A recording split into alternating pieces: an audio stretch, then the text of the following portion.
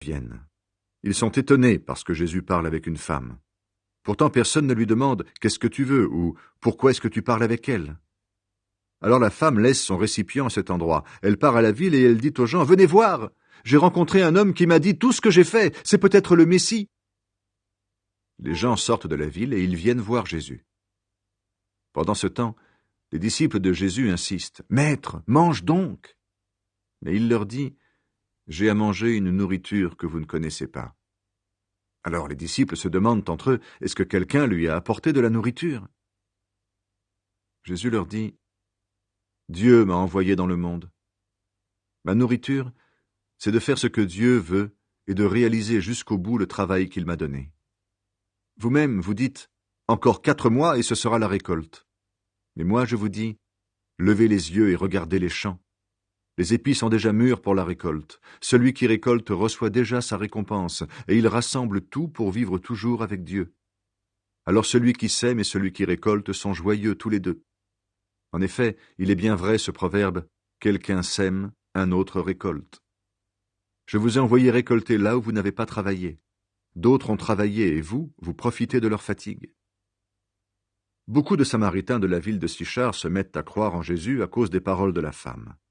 En effet, elle leur a affirmé « Cet homme m'a dit tout ce que j'ai fait. » Quand les gens arrivent auprès de Jésus, ils lui demandent « Reste chez nous. » Et pendant 2 jours, Jésus reste là. Alors les Samaritains sont encore plus nombreux à croire en lui, parce que c'est lui-même qui leur parle. Ils disent à la femme « Maintenant, nous ne croyons plus seulement à cause de ce que tu as dit, mais nous l'avons entendu nous-mêmes, et nous le savons. Le Sauveur du monde, c'est vraiment lui. » Jésus guérit le fils d'un fonctionnaire important. 2 jours après, Jésus quitte cet endroit et il va en Galilée. Lui-même avait affirmé « Un prophète n'est pas respecté dans son pays. » Mais quand il arrive en Galilée, les Galiléens le reçoivent bien. En effet, eux aussi sont allés à Jérusalem pour la fête de la Pâque, et ils ont vu tout ce que Jésus a fait. Jésus revient donc à Cana, en Galilée, où il a changé l'eau en vin. Il y a là un fonctionnaire important. Son fils est malade à Capernaum.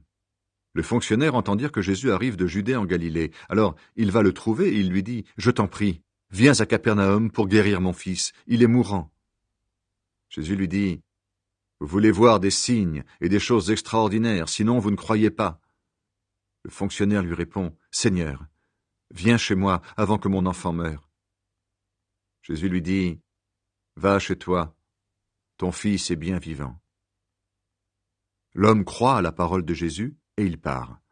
Il est encore sur le chemin quand ses serviteurs viennent à sa rencontre. Ils lui disent « Ton enfant est bien vivant. » Le fonctionnaire leur demande « À quelle heure est-ce qu'il s'est trouvé mieux ?» Ils lui répondent « Hier, à 1 heure de l'après-midi, la fièvre l'a quitté. » Le père s'aperçoit que c'est l'heure où Jésus lui a dit « Ton fils est bien vivant. » Alors le fonctionnaire croit en Jésus et toute sa famille aussi. C'est le 2e signe étonnant que Jésus fait. Cela se passe quand il revient de Judée, en Galilée. Jésus guérit un homme paralysé. Ensuite, il y a une fête juive et Jésus va à Jérusalem.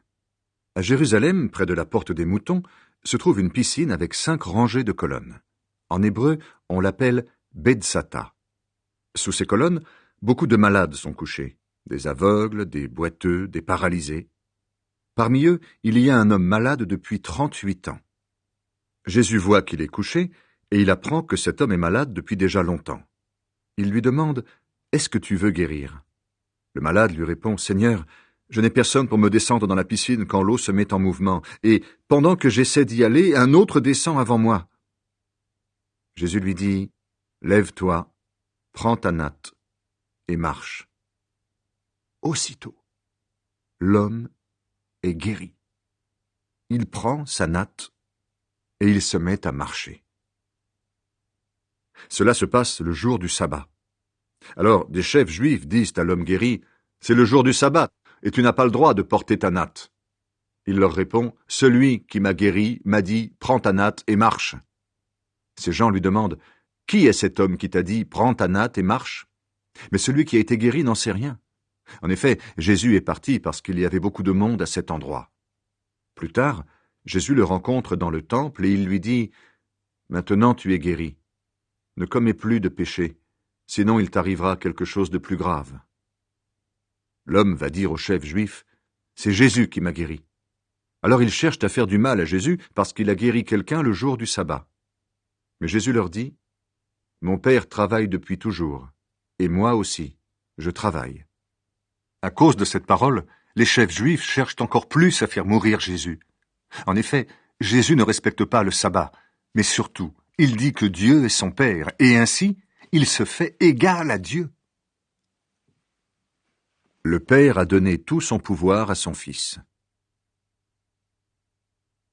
Jésus reprend la parole et dit, « Oui, je vous le dis, c'est la vérité.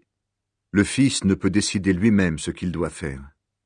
Il voit ce que le Père fait, et il fait seulement cela. Ce que le Père fait, le Fils le fait aussi. Le Père aime le Fils, et il lui montre tout ce qu'il fait. Il lui montrera des actions encore plus grandes, et vous serez très étonnés. En effet, le Père réveille les morts, et il leur donne la vie. De la même façon, le Fils donne la vie à qui il veut. Et le Père ne juge personne, mais il a donné au Fils tout le pouvoir pour juger. Ainsi, tous respecteront le Fils, comme tous respectent le Père. Le Père a envoyé le Fils. Si quelqu'un ne respecte pas le Fils, il ne respecte pas non plus le Père. Oui, je vous le dis, c'est la vérité. Si quelqu'un écoute mes paroles et croit au Père qui m'a envoyé, il vit avec Dieu pour toujours. Il n'est pas condamné, mais il est passé de la mort à la vie. Oui, je vous le dis, c'est la vérité. Le moment arrive, et c'est maintenant. Les morts vont entendre la voix du Fils de Dieu, et ceux qui l'entendront vivront. Le Père possède la vie. Le Fils aussi possède la vie. C'est le Père qui lui a donné cela. Et il a donné au Fils le pouvoir de juger parce qu'il est le Fils de l'homme. Ne soyez pas étonnés de toutes ces choses. Le moment arrive où tous les morts qui sont dans les tombes entendront la voix du Fils de l'homme. Alors ils sortiront de leur tombe. Ceux qui ont fait le bien se relèveront de la mort pour vivre. Ceux qui ont fait le mal se relèveront de la mort pour être condamnés. Le Fils de Dieu a plusieurs témoins. Je ne peux rien faire par moi-même. Je juge d'après ce que le Père me dit, et mon jugement est juste. En effet, je ne cherche pas à faire ce que je veux, mais à faire la volonté de celui qui m'a envoyé. Si je suis témoin pour moi-même, ce que je dis n'est pas valable. Mais c'est quelqu'un d'autre qui est mon témoin, et je sais que son témoignage à mon sujet est vrai.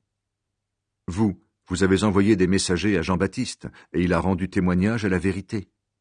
Moi, je n'ai pas besoin qu'un homme soit mon témoin, mais je dis cela pour que vous soyez sauvés. Jean était comme une lampe qu'on allume et qui éclaire. Et pendant un moment, vous avez accepté de vous réjouir à sa lumière. Mais j'ai pour moi un témoignage plus grand que celui de Jean.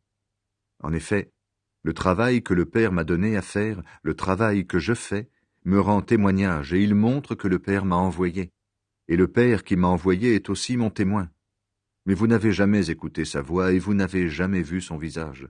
Vous ne croyez pas celui que le Père a envoyé, c'est pourquoi vous n'accueillez pas ses paroles. Vous étudiez les livres saints et vous pensez trouver en eux la vie avec Dieu pour toujours. Et ce sont les livres saints qui me rendent témoignage, mais vous ne voulez pas venir à moi pour avoir la vraie vie. Je ne désire pas que les gens me fassent des compliments, mais je vous connais. Vous n'avez pas en vous d'amour pour Dieu. Moi, je suis venu de la part de mon Père, et vous ne voulez pas me recevoir. Mais quand quelqu'un d'autre décide lui-même de venir, vous le recevez. Vous aimez vous faire des compliments les uns aux autres, mais vous ne cherchez pas la gloire qui vient de Dieu seul. Alors, comment pouvez-vous croire? Ne pensez pas que je vous accuserai devant mon Père. Vous mettez votre espoir en Moïse, et c'est Moïse qui vous accusera. En effet, si vous croyez en Moïse, vous croiriez aussi en moi. Oui, Moïse a parlé de moi dans ses livres, mais vous ne croyez pas ce que Moïse a écrit. Alors, comment pouvez-vous croire ce que je dis?